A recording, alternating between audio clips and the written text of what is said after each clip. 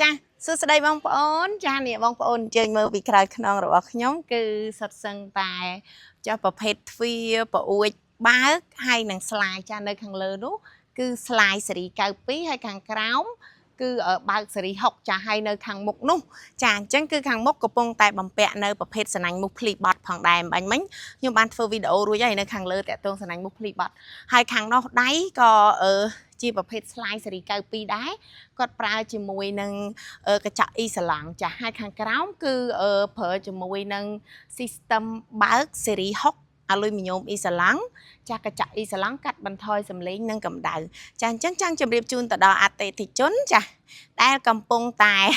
សាងសង់នៅគេហដ្ឋានចាដែលអញ្ជើញមានតម្រូវការតាក់ទងទៅនឹងទ្វារបង្អួចបងប្អូនអាចអញ្ជើញទំនាក់ទំនងមកក្រុមហ៊ុន CY បានគឺយើងមានទីតាំងនៅលើផ្លូវ217ខណ្ឌដង្កោជាប់នឹងវរៈបុណ្យធម្មសាខាចំការដូងចាអរគុណបាយបាយ